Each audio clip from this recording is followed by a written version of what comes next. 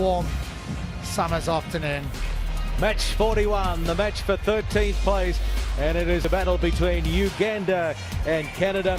Canada absolutely ravaged by injury. They're down to 9 players for this playoff, and Uganda, this is their final appearance on the HSB Sevens World Series for the time being. They qualified for Dubai and for Cape Town because they won the Nairobi Sevens, beating Namibia in the final. Ones to watch in this one, Philip Wakarach, 7s and 15 star for Uganda. And for Canada, Justin Douglas has played extremely well over the Cape Town weekend so far.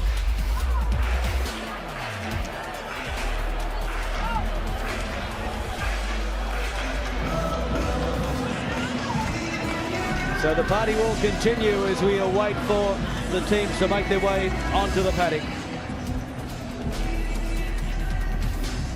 There's a Uganda team, Wakarach in 5. The go-to man, Kamundu, in 9 has been special as well. And Patke, jersey 10 for Canada, has made a late charge as well. He's been very good for them, as well as the consistent captain, John Moonlight. Calling all the action for you, Matthew Pearce. Well, thanks very much to Greg Clark and Joel Stransky for taking us through that extended break. We're into the final straight on day 2 of the Cape Town leg of the 2016-17 HSBC Sevens World Series, and what a fabulous weekend it has been. The weather has more than played its part. It's been hot, a little bit humid as well. Conditions have been trying for the players around midday till about 2 in the afternoon, but long shadows being cast over the stadium. Still plenty of sunlight on the eastern stand as we count down towards the final matches of this series. Canada sneaked a late win against Samoa by 26 points to 24 to qualify for this playoff game. And Uganda edging out Japan by 21 points to 17.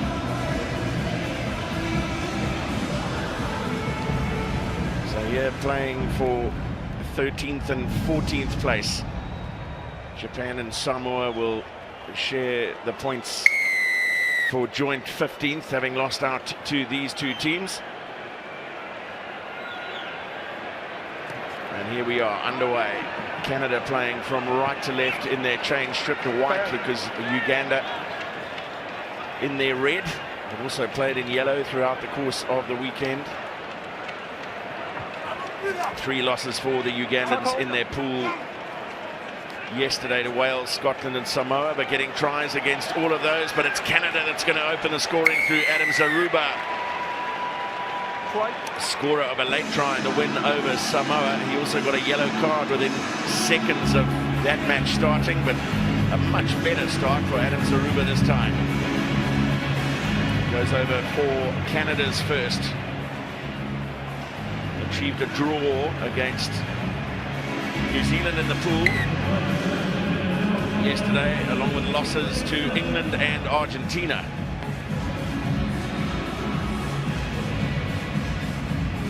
Too big and too strong for the Ugandan defence.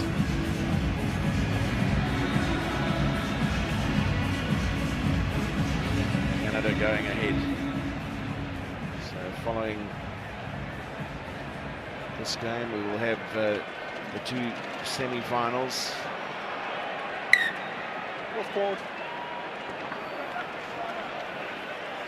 In the bronze final, followed by the final between South Africa, the hosts and defending champions, and England at 7:45 South African time.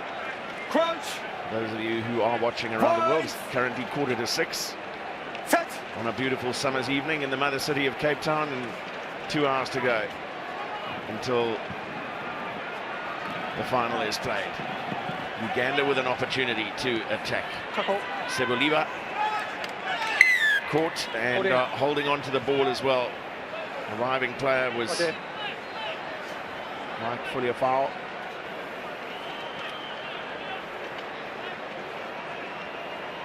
And he had rights to the ball, winning the turnover penalty.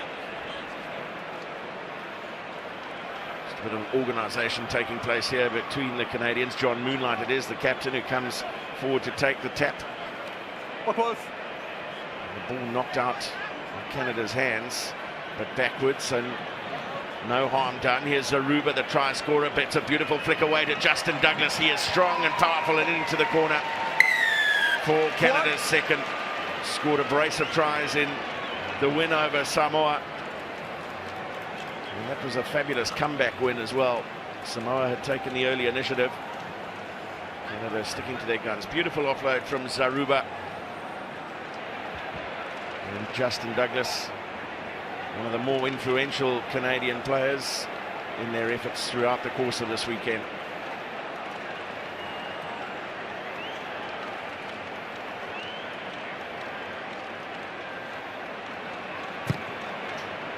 Conversion attempt from the right touchline. Had enough distance on it, just passing across the face of the uprights. Beautiful offload. And Douglas, the man to finish off. 13th place on the line here. The Ugandans have certainly won a lot of new fans and friends over the course of this weekend. They've stuck to their task. They're very new to the series, and they've lost forward. Mike Fualifao going to knock it on for Canada. A fair challenge in the air. And always a good contestable kick. But you're right about Uganda. Right about Uganda, you know, winning a lot of people over, and plenty of room for sort of improvement in the Ugandan team. They've tried, they've toiled, and they have some speed also out wide. And a wonderful run by Seboliva. Okarach looking for the offload. He gets it on the bounce.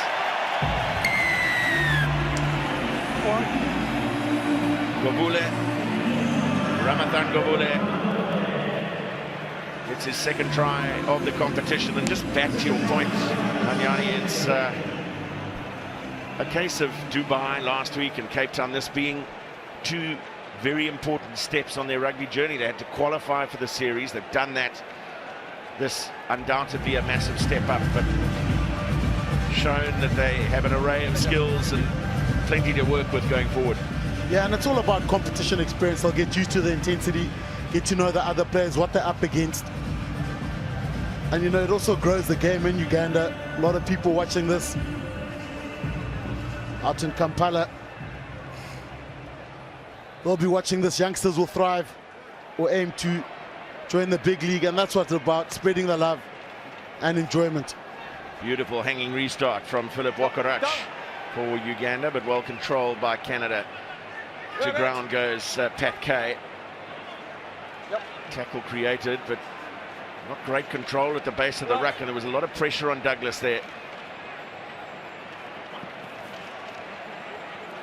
And then the pass from Fulialafao. Not going to hand. Right, thank you. Yeah, and an impressive lift from the Canadians. Look at this, just holding him up there. Crouch. Holding. He's untouchable there at the moment, and really good skill from the Canadians. Back up, please. Not in. Thought we might have just seen the first tight head of the weekend. Not to be. Saw some statistics down in the media centre a little earlier on. Just shy of 56,000 people through the turnstiles today. Yeah, it's good. All right. to go along with just under 55 yesterday. So let's call it 111,000 people over the course of this weekend. Extraordinary. Excellent, Matt. You know, you walk around there, see people from all over the country that have come down to enjoy this weekend in Cape Town for the Sevens. Oh, there's some camping on some of the club outer fields near to the Cape Town Stadium. Half time. And Canada 2 tries to 1 in their favour. One of them converted. And 12-5 Canada lead at half time.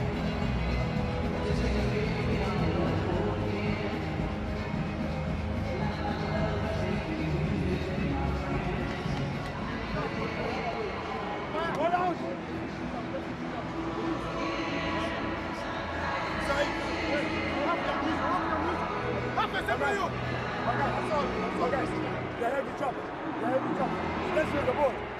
Let's use the ball again. Move it, and make use of the ball again. You can. Guys, in the game, you can support play. Score potential, Gamba. In the game, you never go away. You want to say? Yeah. You want to say the game because? Fama Samba. I am.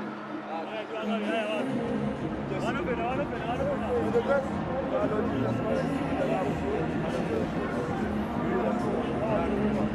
You got to go. You got to go. 3, 2, 1, man, go. Focus. What do you have?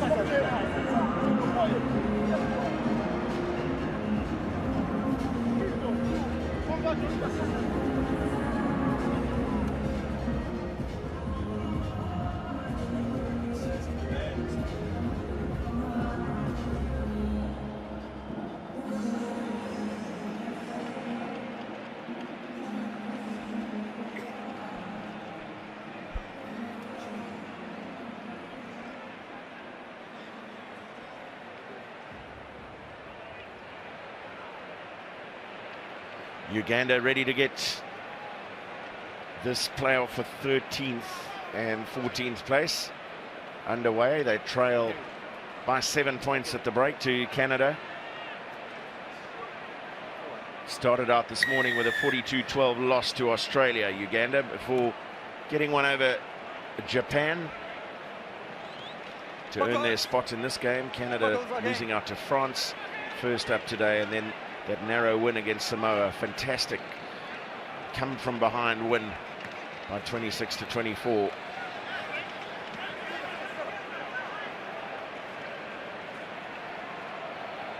And the ball dislodged in the contact, so there were 2 knocks there though. There was the first one from Canada in the tackle, then lost forward by Uganda, so they'll come back for the initial scrum. Yeah, and you see the Canadians probably trying to be a little bit more direct and physical. And caught from the back. Because Adams Aruba took a bit too much time trying to get that offload away or pass away. Well, he's awarded the penalty now for the high tackle against Canada. Oh, there's some wonderful stepping there from Govule. He scored the try in the first half. And spinning out of the tackle, Wokarach. Now they look wide to Michael Okarach, looking for a support runner. No one arriving. How's that for some innovation in the pass? The kick pass. And boy, oh boy, is it going to work. That's astonishing. It was Kevin Kamundu, I think, who hacked the ball away. And then Lawrence Seboliva with the score. Look at that. There we go. Diego Costa would be proud of that as he kicks it across. Some Ugandan flavor. The kick pass. I must say it's the first time I've seen that. Straight off the ground, right across, and they all count.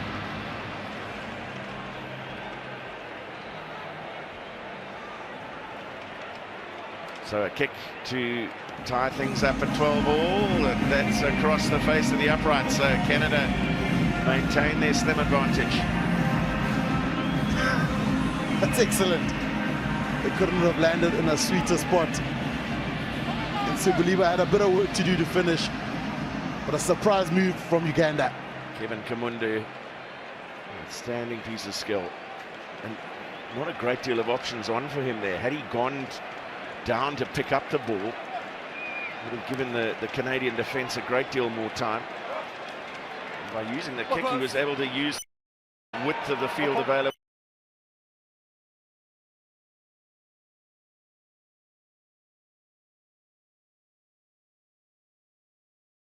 Almost immediately over as they make good ground outside their 22-metre area.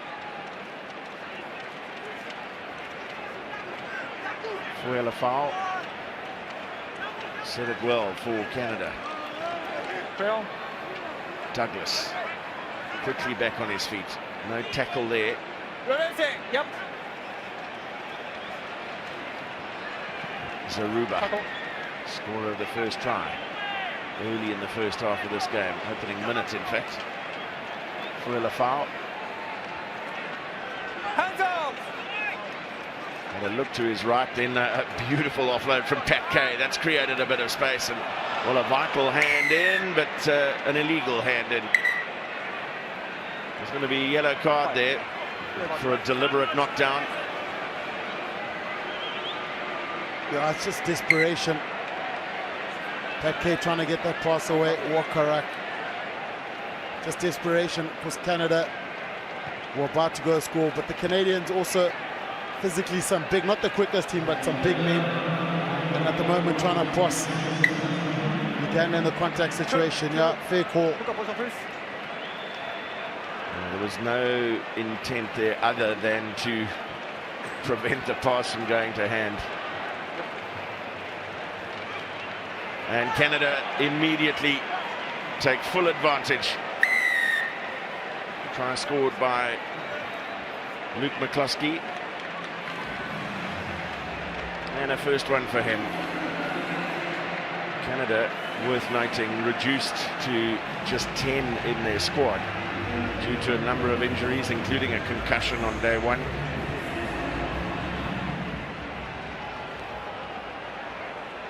And just stretching their lead out to 9. Very efficient line out and just too many gaping holes. Yeah, good work from Moonlight, also great jump. And McCluskey did well, nice move I must say. Created that little sort of flat pass around the vacuum area. Uganda expecting it to go wide, but they went short. Well, now if Canada can win this ball back on their own restart and convert into points, you'd have to think they're pretty much home and dry, and they have that numerical advantage that was lost forward. And Uganda, crucial moment here, they have to go long to give themselves any opportunity. So knocked backwards, then knocked forwards by Canada, so Uganda scrum. All right, okay. Crouch! Vines! Philip Wakarak is waiting patiently. Unfortunately for him, ball had to go into that scrum before he was allowed back on the pitch. So while this ball is alive, Uganda remain down to 6.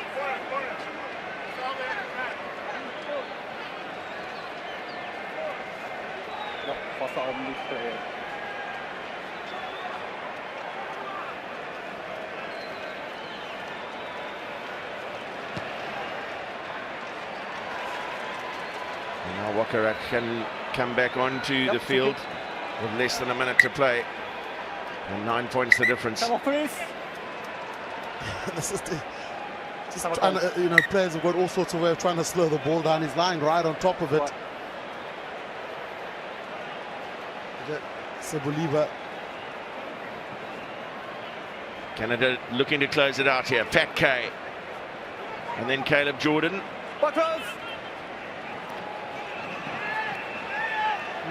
And into touch goes Luke McCluskey. And Uganda have taken this quickly. Inside the final 10 seconds. Douglas goes back to secure on the ground for Canada.